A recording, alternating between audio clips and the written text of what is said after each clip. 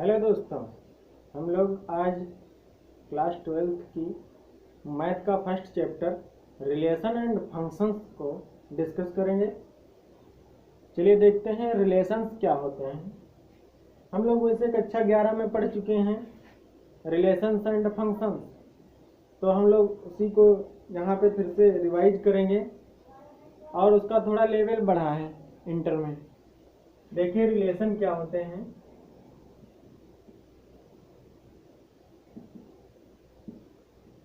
हिंदी में इसे कहते हैं संबंध और फलन। हिंदी में इसे कहते हैं संबंध और फलन। संबंध और फलन। रिलेशन को हम लोग कह सकते हैं, रिलेशन को कह सकते हैं a relation is A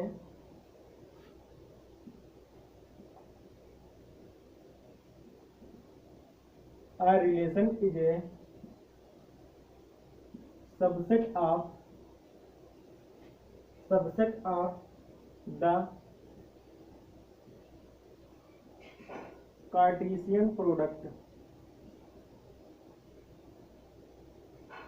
Cartesian product. A relation is a subset of the Cartesian product. Cartesian product क्या होता है?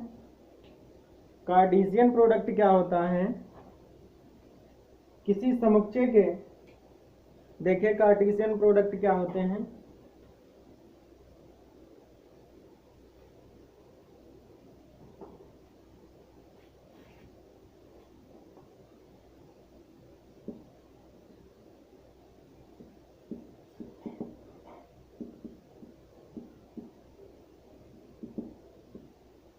कार्टेशियन प्रोडक्ट क्या होते हैं? कार्टेशियन प्रोडक्ट को हम कार्तीय गुणन कहते हैं। इसे क्या कहते हैं?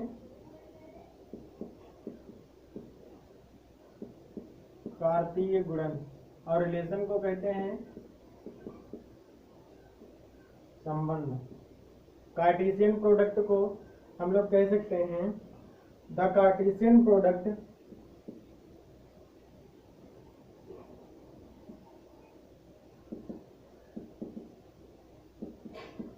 The Cartesian product P cross Q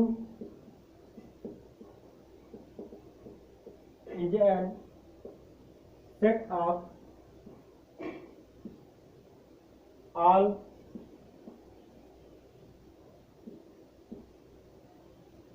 ordered pairs of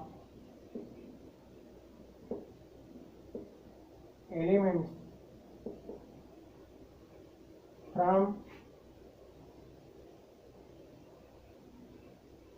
P and Q, that is P cross Q equal to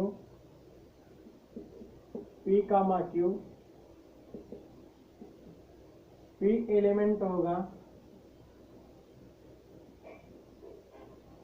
ये P एलिमेंट होगा P का, कामा Q एलिमेंट होगा सेट Q का। Any two set P and Q जो कि non empty set हो या empty हो, फिर उनका क्या किया जाता है? कार्टेशियन प्रोडक्ट निकाला जाता है। Cartesian product P cross Q is a set of all ordered pairs of element from P and Q। Next आता है, यहां पर अगर कार्टेशियन प्रोडक्ट कब नल वो हो जाता है, फाइन या कहें नल सेट हो जाता है, कब हो जाता है? यदि इफ आइदर P और Q is null set, then क्या हो जाएगा? P cross Q is equal to 5 हो जाएगा। तब इनका कार्टेशियन प्रोडक्ट क्या हो जाएगा, फाई हो जाएगा। तब इनका कार्टेशियन प्रोडक्ट क्या हो जाएगा, फाई। तो हम लोगों ने देखा रिलेशन क्या होता है, a relation is a subset of the Cartesian product.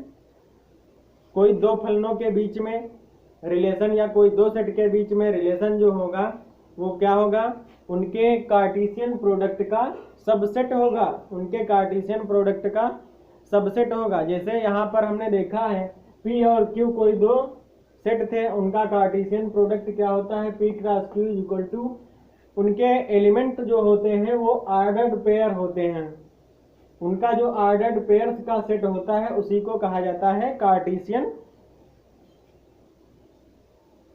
Product का, उसी को क्या कहा जाता है, कार्टेशियन प्रोडक्ट। तो हम लोगों ने देखा रिलेशन की परिभाषा। रिलेशन को फिर टाइप्स ऑफ रिलेशन कितने होते हैं, टाइप्स ऑफ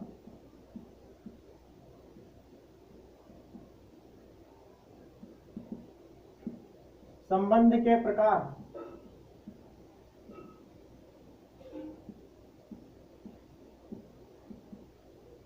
संबंध के प्रकार, तो संबंध के प्रकार में सबसे पहला होता है एम्पटी रिलेशन। फर्स्ट होता है एम्पटी रिलेशन,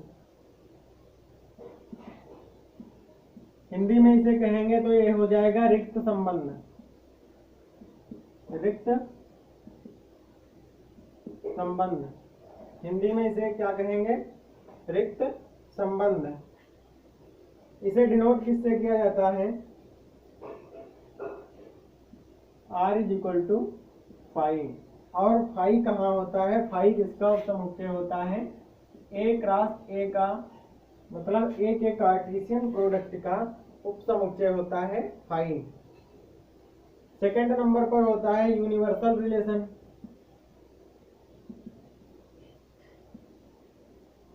यूनिवर्सल रिलेशन,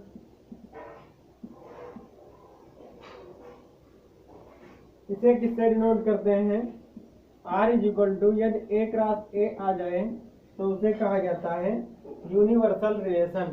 और इन दोनों रिलेशनों को एम्पटी रिलेशन लिख सकते हैं हम लोग, बात empty relation and universal relation. Universal relation are called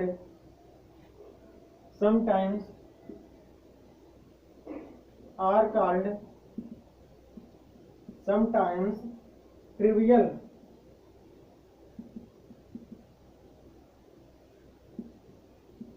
relation.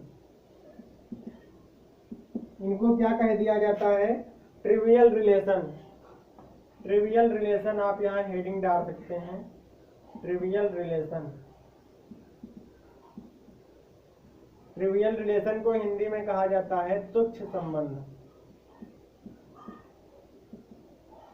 तुच्छ संबंध, एम्पटी रिलेशन रिक्त संबंध और यूनिवर्सल रिलेशन को कभी कभी इनका नाम दे दिया जाता है तुच्छ संबंध या ट्रिवियल रिलेशन। फिर नेक्स्ट आते हैं कुछ इंपॉर्टेंट रिलेशन।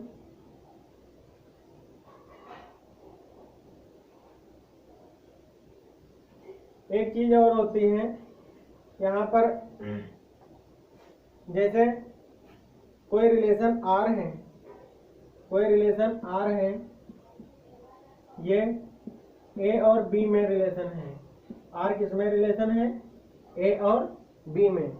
तो हम लोग कैसे ज्ञात करेंगे कि इसमें रिलेशनों की संख्या कितनी होगी, इसमें रिलेशनों की संख्या कितनी होगी। तो मान लेते हैं, माना number of A is equal to A हो जाएगा, number of B is equal to B है। मतलब A में एलिमेंट की संख्या कितनी है, A है, B में एलिमेंट की संख्या कितनी है, B है। तो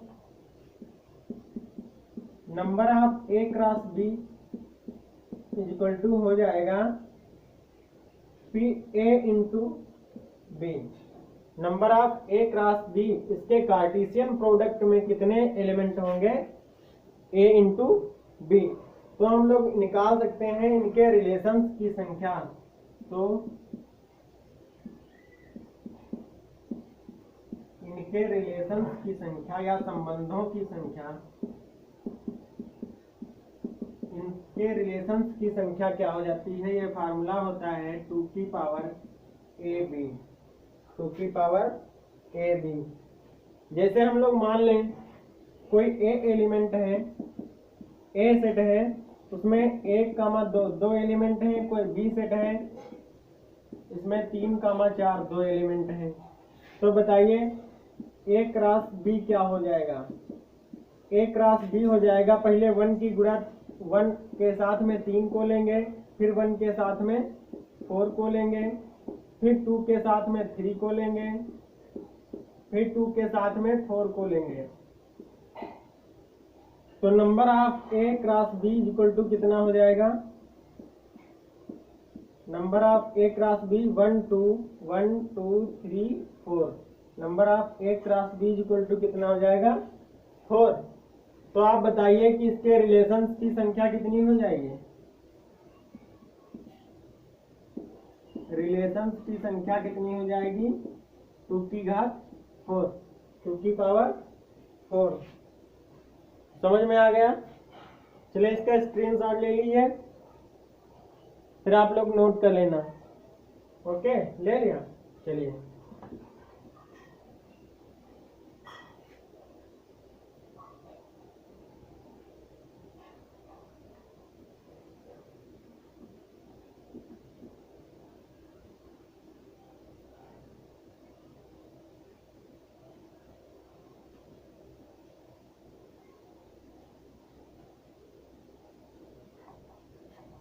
अब कुछ इंपॉर्टेंट टाइप होते हैं रिलेशन के, जिनको हम लोग अब डिस्कस करेंगे, जिन्हें हमें क्लास 12th में पढ़ना है। चलिए फर्स्ट वाला देखिए। फर्स्ट इसका होता है, फर्स्ट टाइप होता है रिक्त संबंध। नहीं, फर्स्ट टाइप अब है इनके द्विआधारी संबंध या बाइनरी रिलेशन। बाइनरी रिलेशन अब कौन से हम पढ़ेंगे?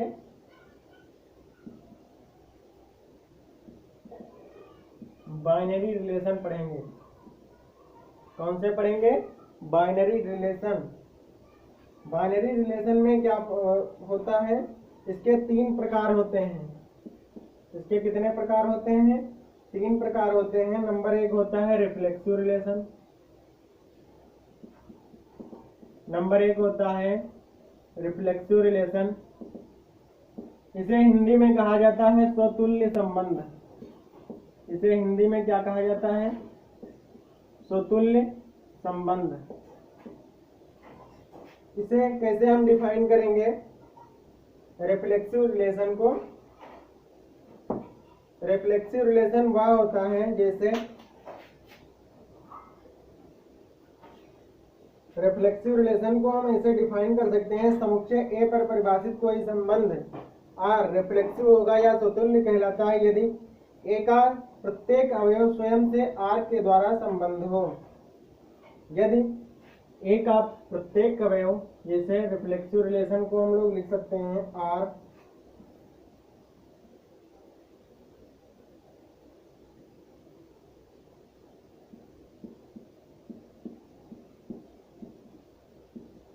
फॉर ऑल ए एलिमेंट है ए सेट का। इस प्रकार से हम लोग कह सकते हैं, जैसे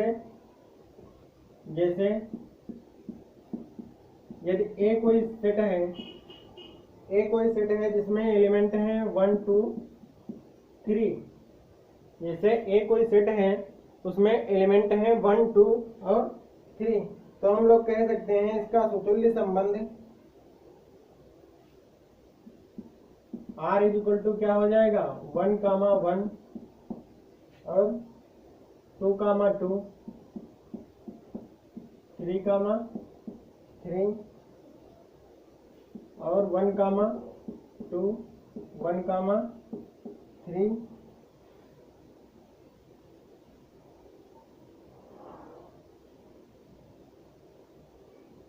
ये क्या हो जाएगा, इसका एक स्वतुल्य संबंध है, स्वतुल्य संबंध। ये क्या हो जाएगा, स्वतुल्य संबंध है। इसी प्रकार से दूसरा होता है सममित संबंध है, दूसरा होता है सिमेट्रिक रिलेशन।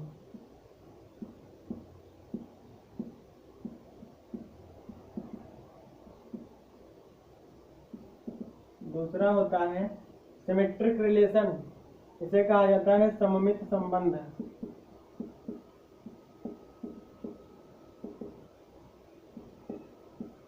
सममित संबंध, इसे कहा जाता है सममित संबंध। सिमेट्रिक रिलेशन कब होता है, यदि ए कामा बी आर में है, यदि ए कामा बी आर के एलिमेंट हैं तो बी कामा ए भी आर का एलिमेंट होना चाहिए, जहां ए कामा बी क्या है, ए के एलिमेंट हैं, जहां ए कामा बी क्या है, ए के एलिमेंट हैं। जैसे मान लेते हैं, जैसे ए इक्वल टू कोई सेट दिया है 1 2 3, ए इक्वल टू कोई सेट दिया है 1 2 3।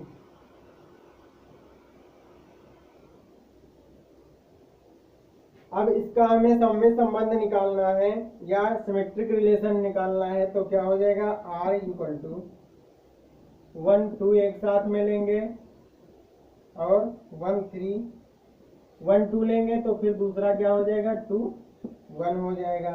इसी प्रकार से 1 3 लेंगे तो तीसरा चौथा हो जाएगा 3 1, फिर लेंगे 2 3 लेंगे तो पांचवा क्या, छठा क्या हो जाएगा, 3 2। तो ये इसका क्या हो जाएगा, सममित संबंध या सिमेट्रिक रिलेशन। तीसरा होता है transitive relation. Transitive relation Hindi में इसे कहा जाता है संक्रामक संबंध। संक्रामक संबंध, संक्रामक संबंध क्या होता है, समुच्चय ए पर डिफाइंड कोई आर संक्रामक कहलाता है यदि ए कामा बी आर का सेट है, कामा बी कामा सी आर का सेट है, तो ए कामा सी भी आर का ही सेट होना चाहिए, जहां ए कामा बी कामा सी एलिमेंट हैं ए के, एलिमेंट हैं ए के। जैसे यहाँ पर भी देख लीजिए एक उदाहरण, जैसे ए एक सेट है जिसमें 3 एलिमेंट हैं 1 2 3, तो इसका ट्रांजिटिव रिलेशन क्या हो जाएगा, 1 कामा 2 एक हो जाएगा सेट, 1 कामा 2 2 कामा 3 तो 3 कामा 1 1 कामा 3 2 कामा 1 2 कामा 2 3 कामा 2 और क्या होगा 1 कामा 1। ये क्या हो जाएगा, इसका संक्रामक संबंध। देखिए 1 कामा 2 और 2 कामा 3 इसमें मिल रहा है, तो 1 कामा 3 भी है इसमें है। और अगर इसी प्रकार से हर मिल रहे हैं, सब मिल रहे हैं,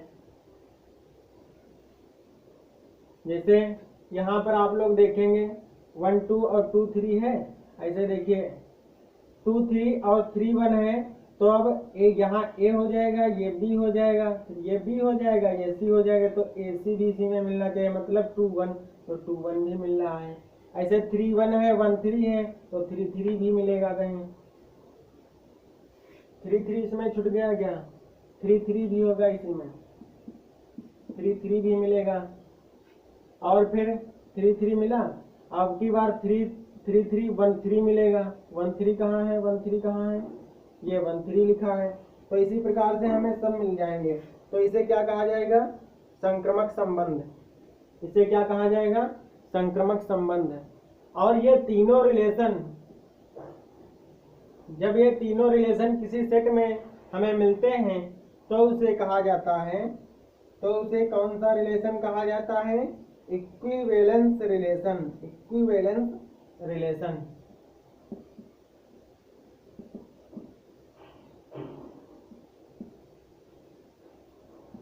इक्विवेलेंस रिलेशन या समतुल्य संबंध या समतुल्य संबंध। जब ये तीनों रिलेशन हमें मिलेंगे किसी सेट में, अगर ये तीनों रिलेशन मिल रहे हैं, रिफ्लेक्सिव भी मिल रहा है, सिमेट्रिक भी मिल रहा है, ट्रांजिटिव भी मिल रहा है, तो वो रिलेशन कैसा कहा जाएगा? वो रिलेशन कैसा कहा जाएगा? इक्विवेलेंस रिलेशन या समतुल्य संबंध है। इस प्रकार से हम लोग ज्ञात कर लेंगे कि कौन सा रिलेशन समतुल्य है और कौन सा नहीं है समतुल्य। चलिए नेक्स्ट देखते हैं।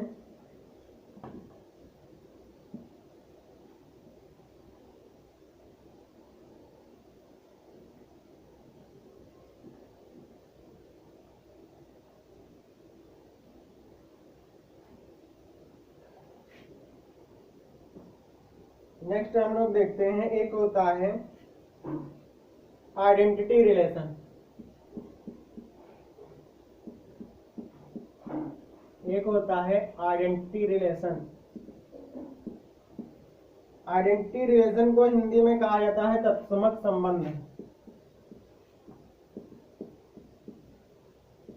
हिंदी में इसे कहा जाता है तत्समक संबंध। तत्समक संबंध, तत्समक संबंध कैसे बनता है? यदि समुच्चय ए पर परिभाषित कोई तत्समक संबंध कहलाता है तो ए का प्रत्येक अवयव IA के द्वारा केवल स्वयं से ही संबद्ध होता है, तो उसे क्या कहेंगे? तत्समक संबंध। जैसे जैसे हम मान ले कोई सेट A है और इसमें 1 2 3 केवल अपने के साथ ही एलिमेंट अगर सेट बनाए, अपने के साथ, जैसे 1 है तो 1 के साथ, 2 है तो 2 के साथ, 3 है तो 3 के साथ, मतलब सेट के प्रत्येक एलिमेंट अपने अपने साथ में अगर बना लें पेयर, तो उस संबंध को हम क्या कहेंगे? Identity relation. उस रिलेशन को क्या कहेंगे? Identity relation. जैसे ए का है तो इसका आइडेंटिटी रिलेशन हो जाएगा R = 1, 1, 2, 2, 3, 3। ये इसका क्या हो जाएगा? आइडेंटिटी रिलेशन या तत्समक संबंध है। ये समुच्चय ए का कैसा संबंध है? तत्समक संबंध। अब इक्विवेलेंस रिलेशन हम आप लोगों को बता चुके हैं, इक्विवेलेंस रिलेशन बता चुके हैं।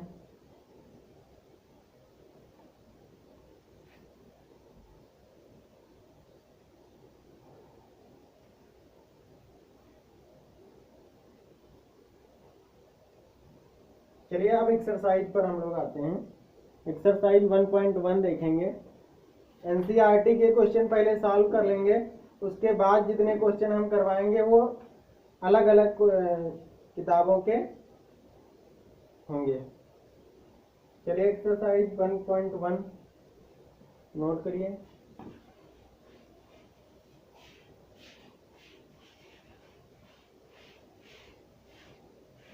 एक्सरसाइज 1.1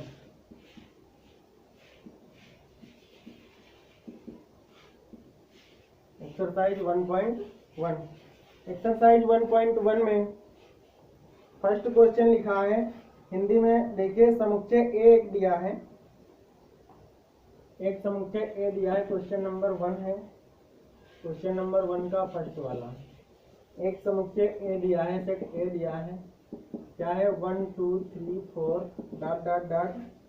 कहाँ तक है? 13, 14 में एक रिलेशन इस प्रकार है कि r इज इक्वल टू क्या है, x comma y, r is equal to x comma y, such that 3x minus y is equal to क्या है 0। ये रिलेशन हमें दिया है। अब हमें चेक करना है कि ये प्रत्येक स्वतुल्य संक्रमित सममित है या नहीं है। इनको हमें चेक करना है कि ये ट्रांजिटिव है कि नहीं, ये सिमेट्री है कि नहीं। तो हम कैसे चेक करेंगे? फर्स्ट वाला हम लोग पहले स्वतुल्य देखेंगे कि स्वतुल्य है कि नहीं है। स्वतुल्य कब होता है, रिफ्लेक्सिव कब होगा? जब ए दोनों इसी में होंगे। जैसे हम मान लें यहाँ पर b लिखा है, y लिखा है, तो इसको भी अगर हम x पुट कर दें और x अगर हमें r में मिल जाए तो वो रिलेशन कैसा हो जाएगा? रिफ्लेक्सिव रिलेशन हो जाएगा। तो वो रिलेशन कैसा हो जाएगा? रिफ्लेक्सिव रिलेशन हो जाएगा। चलिए देखते हैं। जैसे यहाँ पर यदि y बराबर x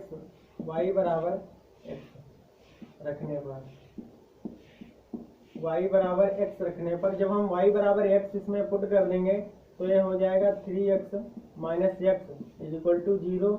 लेकिन यहाँ पर तो 0 होगा नहीं, नॉट इक्वल टू 0, तो ये इसको सेटिस्फाई नहीं करता है। अतः R सममित नहीं है, अतः R स्वतुल्य नहीं है, अतः R रिफ्लेक्सिव या स्वतुल्य नहीं है।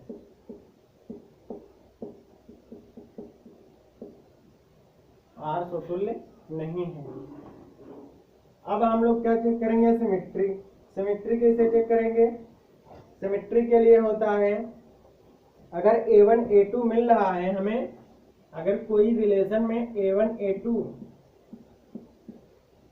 ये अगर R का एलिमेंट है तो A2 कामा A1 भी हमें R में ही मिलना चाहिए। तो हम यहाँ देख लेते हैं, अगर x की जगह y और y की जगह x रख लें तो क्या हमें मिलेगा R में? देखिए, जैसे x y को आपस में चेंज कर लें। जैसे यहाँ A1 A2 को हमने चेंज किया A2 A1 में, ये होती है सिमेट्री की कंडीशन। ये किसकी कंडीशन है? सिमेट्री की। और ये किसकी कंडीशन थी? आपस में इनको बदलना नहीं, एक जैसा रखना है। ये किसकी थी? रिफ्लेक्सिव की। ये किसकी कंडीशन थी? रिफ्लेक्सिव की। अब हम लोग सिमेट्री चेक करेंगे। तो सिमेट्री में क्या होता है, इनको आपस में चेंज कर लें। तो पहले क्या था? r is equal to 3x minus y, लेकिन अब क्या हो जाएगा? r is equal to 3y minus x. तो अगर ये बराबर 0 है तो ये बराबर 0 कभी नहीं होगा। अतः ये भी, अतः R सममित नहीं है या R सिमेट्री नहीं है। R इज नॉट सिमेट्री, नहीं है। फिर हमें क्या चेक करना है? ट्रांसिटिव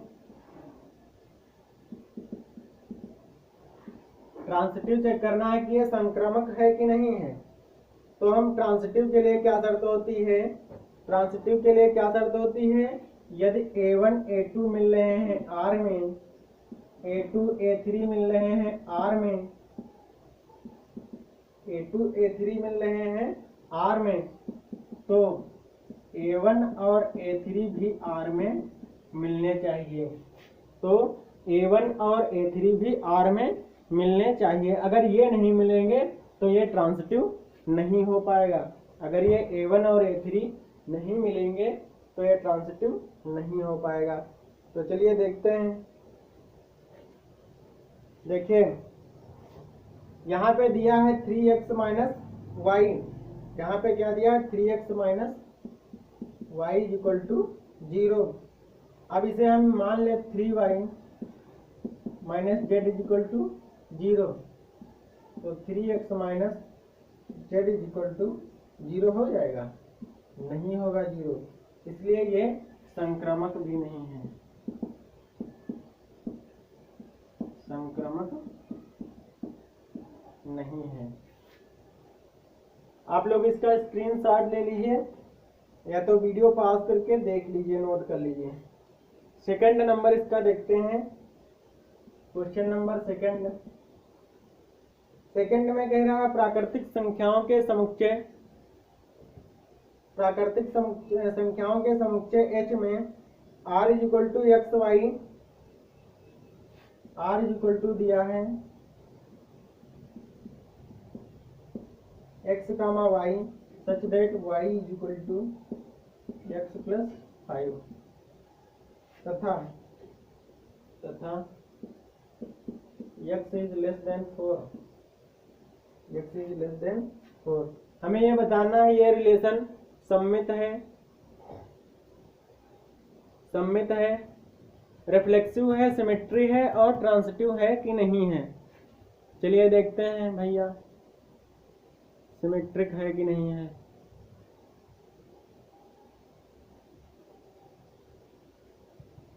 देखिए ये जो प्राकृतिक संख्याओं का समुच्चय है, प्राकृतिक संख्याओं का समुच्चय सेट क्या होता है, 1 2 3 4 5 6 डॉट डॉट डॉट लास्ट। ठीक, तो इसमें ऐसी संख्याएं हमें ज्ञात करनी कि y बराबर x is equal to x plus 5 आ जाए। तो और x क्या है, x 4 से छोटा प्राकृतिक संख्याओं में कौन कौन सी मिलेंगी, प्राकृतिक संख्याओं में x छोटा है ना, तो हो जाएगा x बराबर 1 2 3, 1 2 3, 3 संख्याएं केवल होंगी। तो ये रिलेशन क्या हो जाएगा, इस रिलेशन को हम लिख लेंगे 1 कामा 6 हो जाएगा। देखिए x की जगह अगर हम 1 पुट करेंगे तो y की जगह क्या हो जाएगा 6, फिर x की जगह जब हम 2 पुट करेंगे तो क्या हो जाएगा y बराबर 7। ऐसे x की जगह जब हम 3 रखेंगे तो y बराबर क्या हो जाएगा 8। अब हमें बताना है कि ये जो रिलेशन आया है ये क्या है, स्वतुल्य है कि नहीं, सिमेट्री है कि नहीं, ट्रांसिटिव है कि नहीं। तो देखिए इसमें कोई कंडीशन फॉलो नहीं हो रही है। अगर हम इसको चेंज कर दें एक्स वाई को आपस में तब भी नहीं हो पा रहे हैं, मिल रहे हैं हमें। इसे 1 6 लिखा है तो 6 6 वाला भी मिलना चाहिए, 1 1 वाला भी सेट इसमें मिलना चाहिए, वो नहीं है। तो ये स्वतुल्य नहीं है, ये स्वतुल्य नहीं है। ऐसे दूसरा देखेंगे सममित वाला।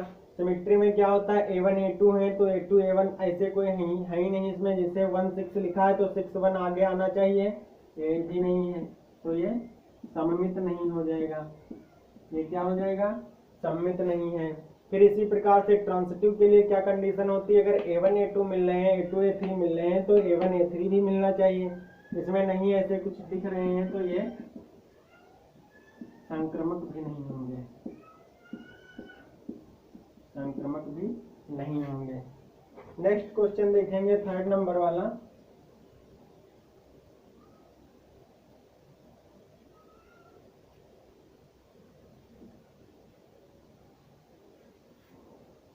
थर्ड नंबर क्वेश्चन दिया है,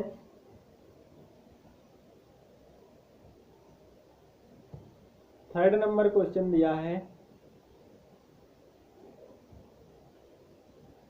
relation R is a set ए। एक सेट दिया है, क्वेश्चन नंबर थर्ड है। एक सेट ए दिया है, उसमें एलिमेंट है 1 2 3 4 5 6 तक। उसमें एलिमेंट कहाँ तक है, 6 तक। और फिर उसमें रिलेशन बताया R is equal to x comma y such that y भाज्य है, y भाज्य है x से। ऐसा रिलेशन हमें ज्ञात करना है जिसमें सारे y क्या हो, x से भाज्य हो। और फिर हमें बताना है संबंध क्या होगा। तो देखिए ऐसे रिलेशन जिसमें y जो हो x से भाज्य हो, तो x बराबर अगर हम 1 मान लें, x बराबर 1 मान लें तो y सब सारी y क्या होंगी, x से डिवाइड होंगी। तो क्या हो जाएगा 1,2 हो जाएगा, 1,3 हो जाएगा, 1,4 हो जाएगा, 1,5 हो जाएगा, 1,6 हो जाएगा। इसके बाद अगर हम यहाँ पे एक और हो जाएगा 1,1, खुद के साथ को खुद को भी तो वो डिवाइड करेगा। फिर इसके बाद हो जाएगा 2 ले लेंगे, उसके बाद x बराबर 2 ले लेंगे। अब 2 से 1 तो डिवाइड नहीं होगा, 2 के साथ में 2 लेंगे पहले, फिर 2 से 3 नहीं होगा तो 2 के साथ में क्या लेंगे 4 लेंगे, फिर 2 से 5 नहीं डिवाइड होगा तो 2 के साथ में क्या लेंगे 6 लेंगे। उसके बाद 3 लेंगे, 3 लेंगे तो 3 के साथ में तो डिवाइड करेगा ही, और 3 और 5 6 को डिवाइड करेगा। उसके बाद 4 अगर ले लें तो 4 किसी को डिवाइड नहीं करेगा, केवल 4 को डिवाइड करेगा। फिर 5 लेंगे तो 5 को डिवाइड करेगा, 6 लेंगे तो 6 को डिवाइड करेगा। ये जो सेट बना है रिलेशन का, ये जो सेट बना है रिलेशन का, इसको हमें दिखाना है ये सुतुल्य है, सममित है, सिमेट्री है और ट्रांसिटिव है। तो देखिए सुतुल्यता के लिए क्या संबंध होता है, जैसे ए ये हमें मिलना चाहिए, जैसे बी ये हमें मिलना चाहिए। तो देखिए इसे एलिमेंट इसमें मिलने हैं कि नहीं, जैसे 1 है, जैसे 1 है तो 1 1 मिल रहा है, 2 है तो 2 2 मिल रहा है, 2 2 मिल रहा है, 3 है तो 3 3, 4 4, 5 5, 6 6 आता है। लिख लेंगे यहाँ क्योंकि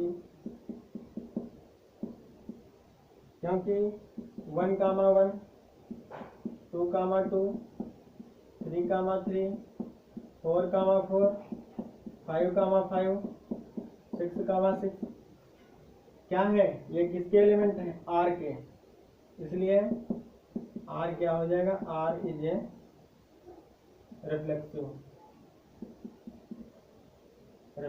रिलेशन,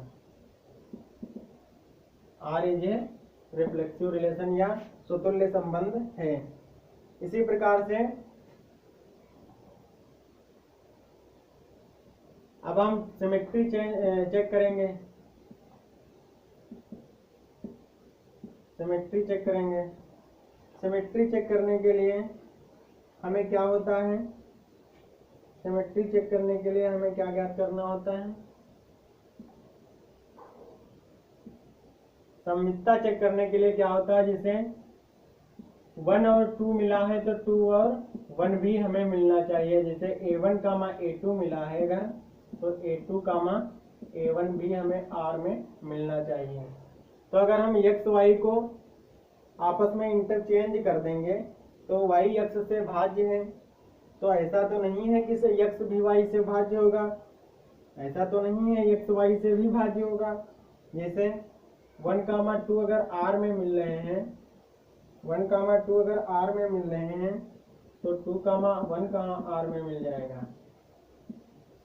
2, 1 R में नहीं मिल रहा है, तो ये R कैसा हो जाएगा, R is not symmetric, R सममित नहीं है। फिर चेक करेंगे ट्रांसिटिव,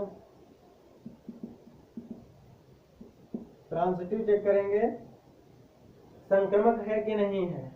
जैसे हम मान लेंगे 1 2 और 2 4 ये किसके हैं, R के, तो 1, 4 भी R में मिलना चाहिए और वो मिल रहा है, तो ये क्या हो जाएगा, संक्रमक हो जाएगा।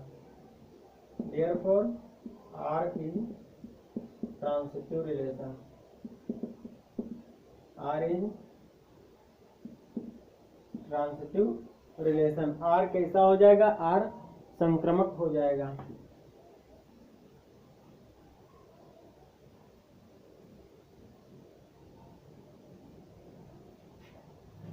क्वेश्चन नंबर 2 दिखाना है हमें,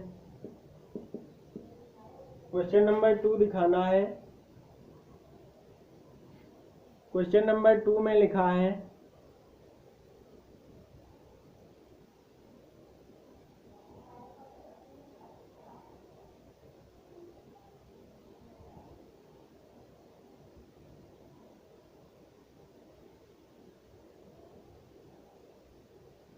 so that the relation R in the set R of real number defined as R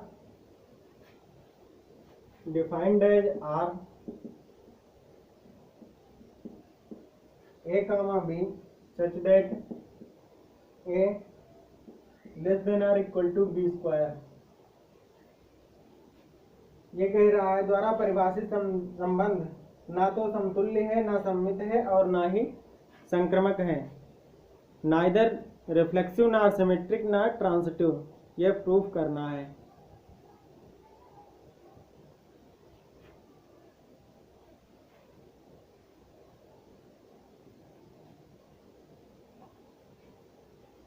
देखिए R इज इक्वल टू क्या दिया है, a कामा b का एक सेट दिया है सच दैट a जो है वो हमेशा क्या है, b स्क्वायर से लेस देन और इक्वल टू है। तो let a is equal to 1/2, तो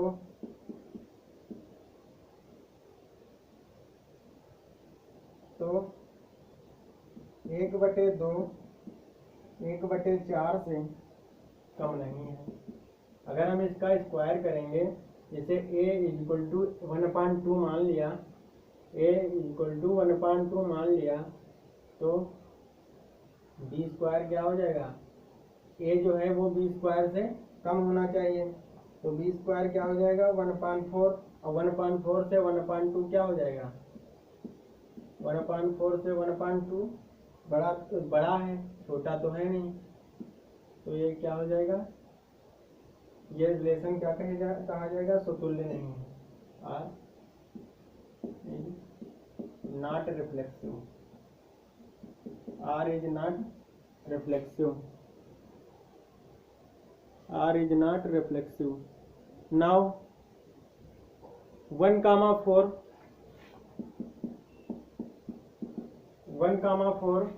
एलिमेंट है अगर R का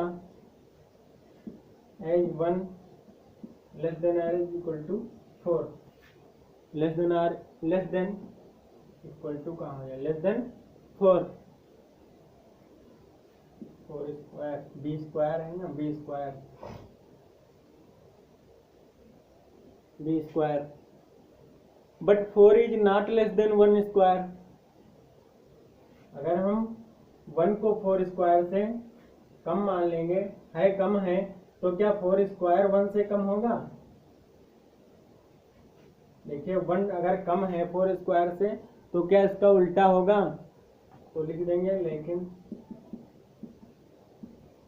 4 स्क्वायर 1 से कम नहीं है,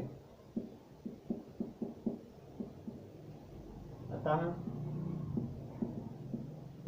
यह सिमेट्री नहीं होगा, सिमेट्रिक नहीं होगा, अतः यह सिमेट्रिक नहीं होगा। फिर चेक करेंगे संक्रमक के लिए। संक्रमक के लिए मान लें a इज इक्वल टू 2 है और b इज इक्वल टू -2 है, c इज इक्वल टू मान लें -1 है, c इज इक्वल टू क्या है -1, c इज इक्वल टू क्या है -1, तब 2 जो है वो -2 के स्क्वायर से तो छोटा हो जाएगा, फिर -2 -1 के स्क्वायर से छोटा हो जाएगा, लेकिन अब a स्क्वायर a c के स्क्वायर से नहीं छोटा होगा, -1 के स्क्वायर से नहीं छोटा होगा, इसलिए R ट्रांसिटिव नहीं है या संक्रामक नहीं है, संक्रमक नहीं है। इस प्रकार से सिद्ध है कि R ना तो स्वतुल्य है, ना तो सिमेट्रिक है और ना ही ट्रांसिटिव है, क्वेश्चन नंबर हम देखेंगे अब थर्ड। क्वेश्चन नंबर देखेंगे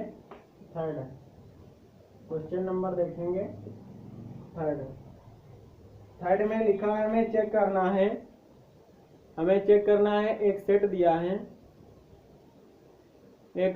है, सेट मान लें a इक्वल टू दिया है, 1 2 3 4 5 6 एक रिलेशन दिया है R is equal to A comma B such that B is equal to A plus 1।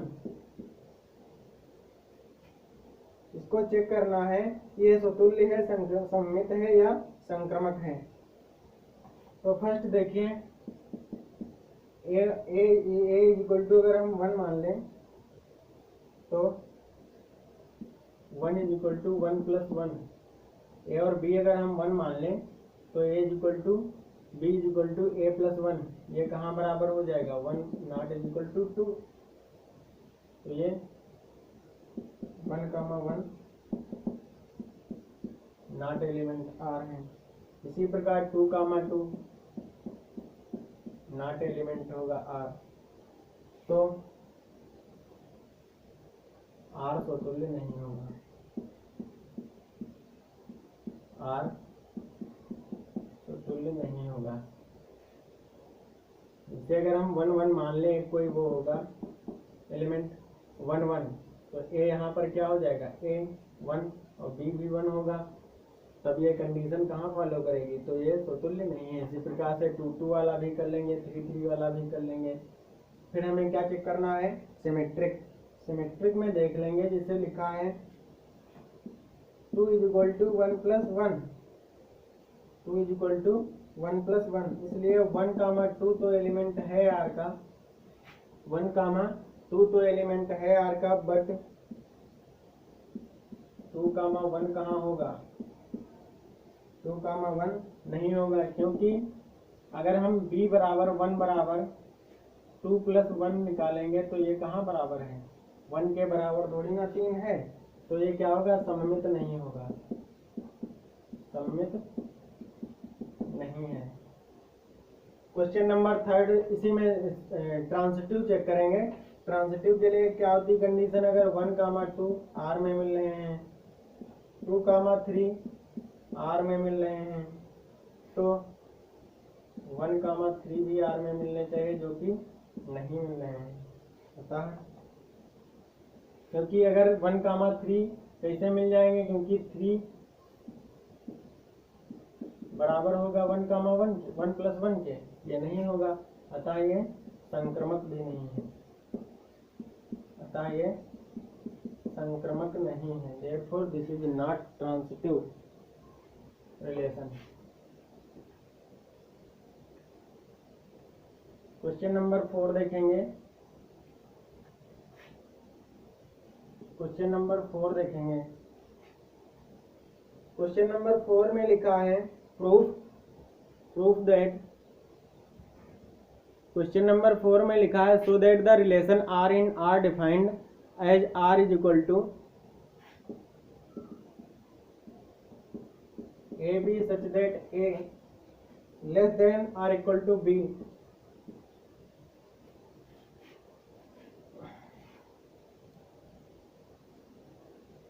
Is reflexive and transitive but not symmetric. ये हमें शो करना है, प्रूफ करना है। आर इज इक्वल टू दिया है A comma B such that A is less than or equal to B. Clearly A comma A element होगा R, A comma A element होगा किसका R, A comma A element होगा R का।